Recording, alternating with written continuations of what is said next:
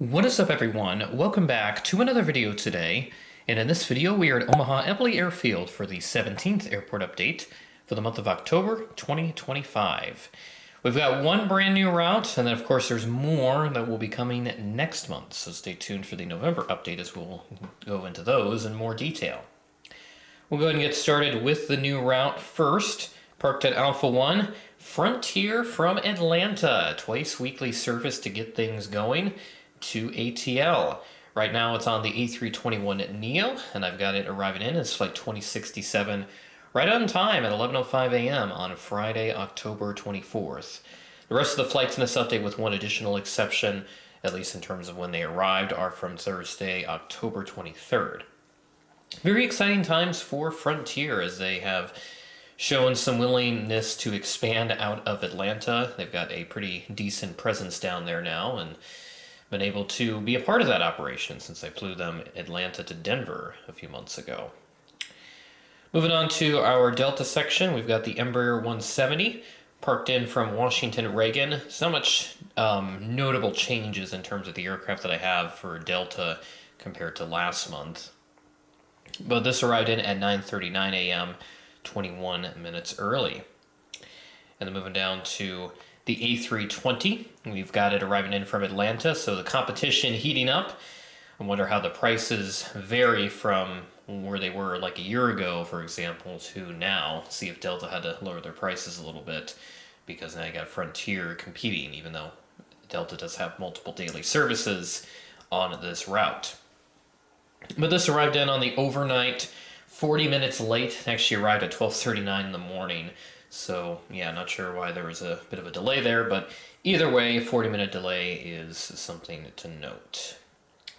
Then we have a CRJ 900 parked up next, and this arrived in from New York LaGuardia. This arrived in as Flight 4900 in Endeavor Air Service. I had this on the Minneapolis turn last month. This arrived in at 8:26 p.m., which is 25 minutes early. And then moving down, we have our Delta Connection service, the Embraer 175. This arrived in from Salt Lake City. It's flight 3609, a SkyWest service at 11:43 p.m., 6 minutes early. So that's our Delta section. I'll move into the American section, and I'll switch the camera up just a little bit to get a better view of everything happening here on this side of the terminal. But there we go, one regional, one mainline, and we'll start with the regional. The Embraer 175 coming in from Los Angeles is flight 6478. This is a SkyWest service which arrived in 33 minutes early at 5:25 p.m. And then next to that, we have the MAX 8 on the DFW turn.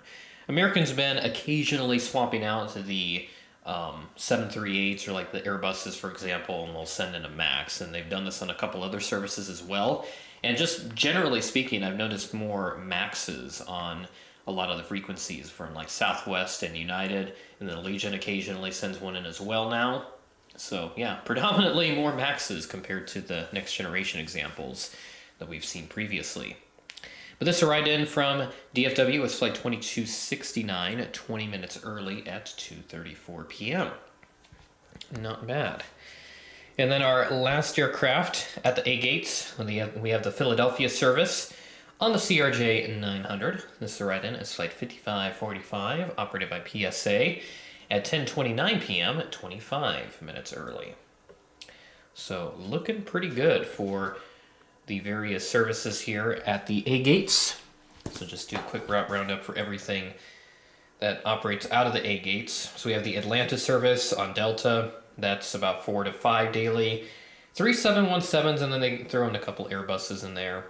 And then we have the new Frontier service that operates Monday, Friday, but they'll shake it up a little bit towards Thanksgiving, operate some extra frequencies around then.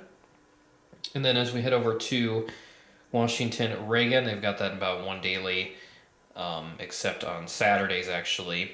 So 6 weekly, and then they're going to have less service during the Thanksgiving holiday. Southwest with the 6 or so weekly as well, and they're predominantly doing that on the MAX 8.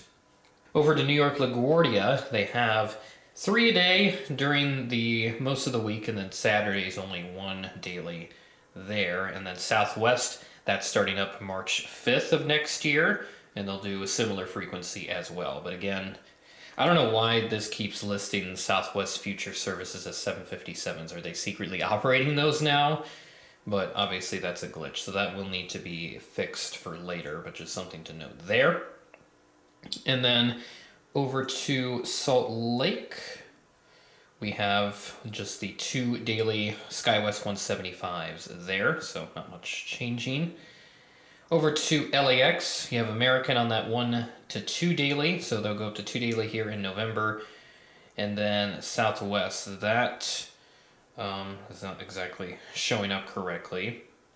But speaking of Southwest to California, one of the new services that you'll see next month will be to San Diego. That starts up November 22nd. And then Austin is also starting on that same day. So that will be services that I'll try to highlight in next month's update, pending my schedule. And then heading down over to DFW, as we head into November, they'll stay pretty consistent with the max 8 just on one of the services, but otherwise you'll see a mixture of different mainline and a couple 175s in there. And then as for our service over to Philadelphia, that will be wrapping up here in the coming days. November 2nd is the final day for that service. There'll be a CRJ 900 the rest of the way.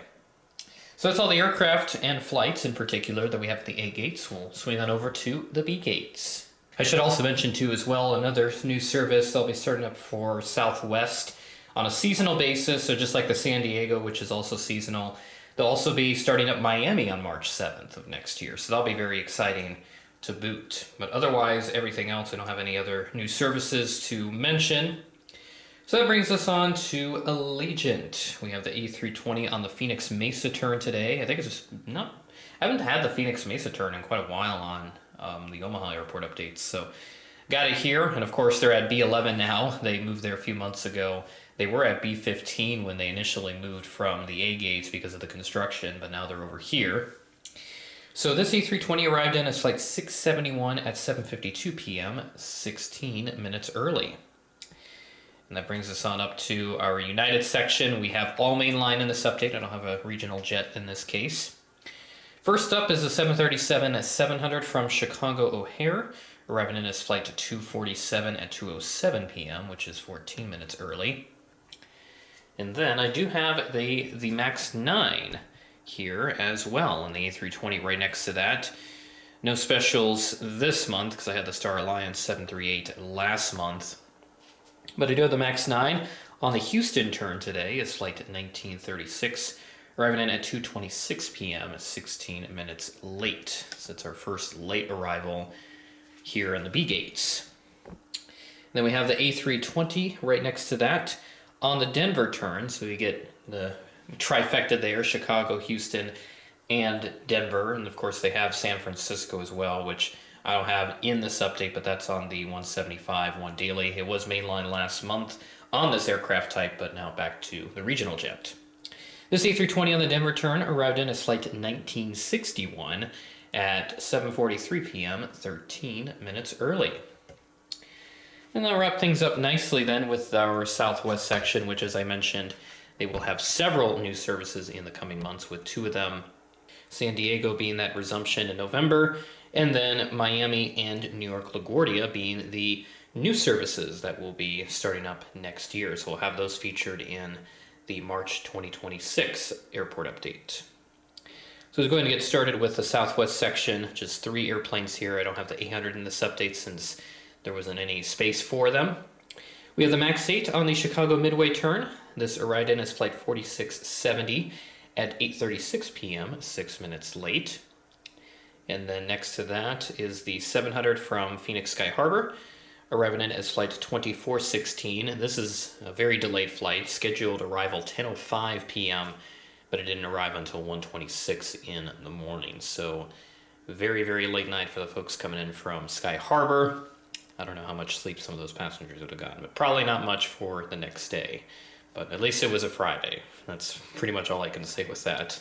And then the last aircraft is the split 737-700 on the St. Louis turn. As I've talked about before, they're cutting a lot of services out of there, and Omaha could very well lose this year as well. I know Little Rock, Tulsa, Charlotte, Des Moines, Oklahoma City, Wichita, those are the networks or the routes that they're cutting out of St. Louis. But if they're already cutting that much, I unfortunately anticipate there'll be more cuts in the future. So again, a development that I will be following and waiting for any new developments on to report. This ride-in is flight 2647 at 11:24 p.m., 16 minutes early. So that is all the aircraft for Omaha, the 17th airport update. So I'll go ahead and highlight some of the other services. I had the Phoenix Mesa in here. They'll do about 2 to 3 weekly next month, Sunday, Thursday, and then an extra Tuesday around Thanksgiving. And then for our Chicago services, I'll do Midway since that just got pulled up first, but Midway, they're going to do 3 to 4 a day, predominantly on the Dash 700, but they'll throw in some other aircraft types. That's what they typically do. And then Chicago on United, pretty much all mainline, except on certain days, but they'll do 4 to 5 daily there, A319 and a 737 on there, which they only do on one of the frequencies for the 700, but otherwise there are some A319s in there as well. And then I had Houston, the Intercontinental, they were looking at 3 daily with 2 mainline and then 1 regional service. That's the 175 and then 73s the rest of the way. Didn't see a max in there, so likely just a quick one-off swap. And then Denver, which is serviced pretty well from the likes of Frontier, Southwest, and then United. But for United specifically, looking at multiple frequencies still and a good mix of the mainline and the regional services. Back over to Phoenix, we have the Sky Harbor frequency. Next month they'll do about 3 to 4 daily. And then over to St. Louis, which again is kind of an unfortunate circumstance there. They still have about 3 daily, so the frequencies aren't really too much affected, but there are some days with only 2 and then some with only 1. So about 1 to 3 daily in November. And it says it'll end in August, but I think that's just to the end of the schedule that they currently have available. So subject to change, but hopefully they don't cut St. Louis because I know that city's got a lot of historical significance, and obviously with the airport itself, big hub for Ozark and then TWA and then American for a few years, but then they dismantled that hub since it was too close to Chicago, so most of their operations went into there, and now they don't really have a hub out of Chicago anymore. Still officially a hub, but United has just been taking over that city, so I don't know what American's going to do in Chicago. I personally think in the next decade they're probably going to de-hub Chicago, and then of course I don't know where they're going to put all those aircraft, if they're just going to move them all to Dallas if they've got space there, or just sort of spread it out among the network to like LA, Philly, Charlotte, Miami, just kind of go all over the network to, you know, replace a lot of those frequencies that they're going to cut out of Chicago if in the long term they do de-hub O'Hare, which would be kind of unfortunate because it's nice to have those 2 hub airlines in Chicago. It's like one of the few airports in the U.S. that actually have multiple airlines that call a single airport a hub, like LA and New York. Then you have Chicago there as well. But certainly something to follow as we move forward. Well, that'll do it for this Omaha airport update. Looking strong with Frontier, and then Southwest. New service next month, we'll highlight that. And then in March of 26, we'll highlight their new frequencies then. With that being said, thanks for watching, and I will catch you in the next video.